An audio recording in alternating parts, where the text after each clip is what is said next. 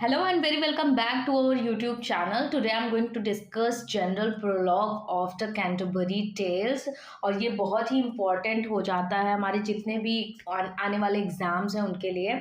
और चलिए डिस्कस करते हैं जनरल प्रोलॉग में क्या क्या बोला है चॉर्सन ने।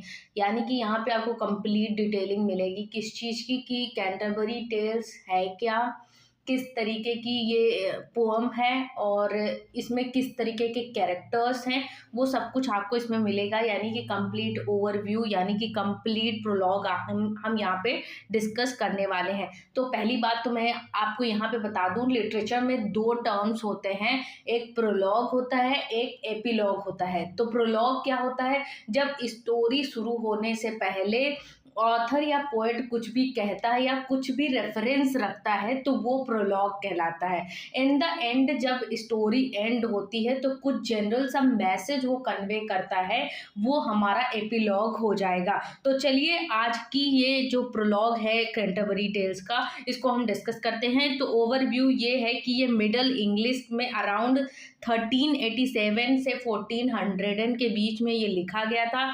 इसमें राइमिंग कपलेट का यूज किया गया है जो कि आयम्बिक पेंटामीटर में यूज हुए हैं।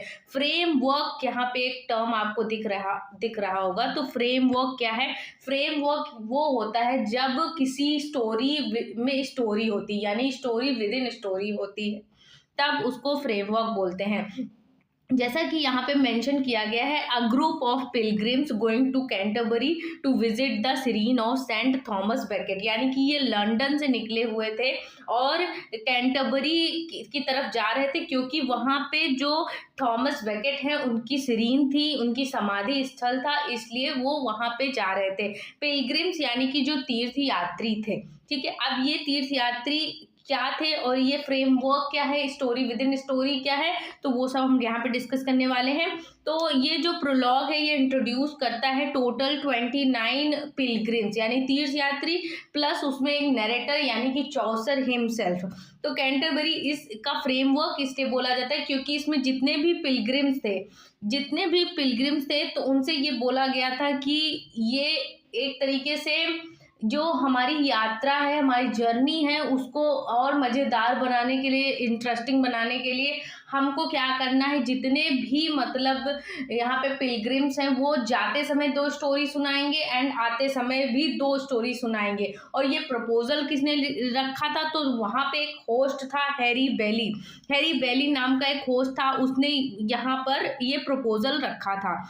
तो ये स्टोरीज जो थी इनमें सब जब ये इसमें सब विनर होता, किस बेसिस पे विनर होता, तो मोरालिटी एंड जो एक सोसाइटी में एक आइडियल कैरेक्टर होना चाहिए उस तरीके की अगर कोई स्टोरी सुनाता है तो अगर उससे खुश होता है जो होस्ट है तो वो जो पर्सन वो पिलग्रिम जीतता है तो बाकी सारे जो पिलग्रिम्स हैं वो मिलके उसको क्या देंगे, एक अच्छा खासा डिनर देंगे सरप्राइज में, ठीक है। प्राइज में एक क्या देंगे, एक बढ़िया अच्छा खासा डिनर देंगे। क्लियर होता है सबको ये पॉइंट? ओके।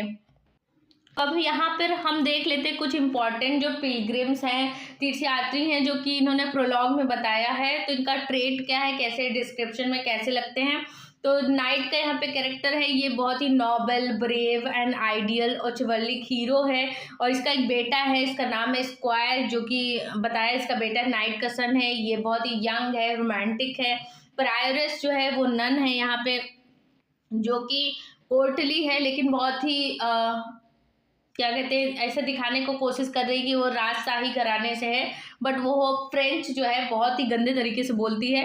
मंक का कैरेक्टर जो है ये शिकार को पसंद करता है, और जो मंक होते हैं वो ऐसा बोला जाता है बहुत ही काइंड होते हैं, वो किसी की हत्या नहीं कर सकते हैं। बट अगर हम इस मंक को देखें तो ये बिल्कुल अपोजिट है ना, इसका अपीयरेंस जो है वो बिल्कुल अपोजिट है मंक से।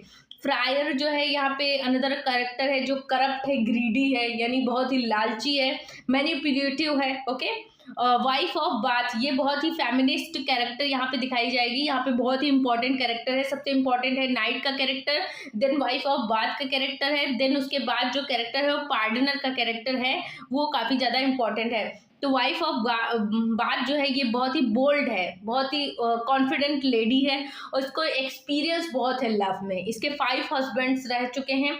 फेमिनिस्टिक अप्रोच से ये भरी हुई है। पार्सन जो है ये अनदर कैरेक्टर है, ये वर्चुअस है, क्लर्जीमैन है और आइडियल है, क्रिश्चियन है, प्लफमैन है, ये ऑनेस्ट फार्मर है, brother of parson. Okay, miller जो है ये ड्रंक है, लाउड है, वल्गर है और ये ट्रेड में चीट करता है, लेन देन में, व्यापार में। और पार्डनर जो है ये यहाँ पे सेल करता है फेक रिलीजियस रेलिक्स और हिपोक्राइट। ओके, तो ये कुछ इंपॉर्टेंट कैरेक्टर्स थे हमारे कैंटरबरी टेल्स जो पोएम है इसके।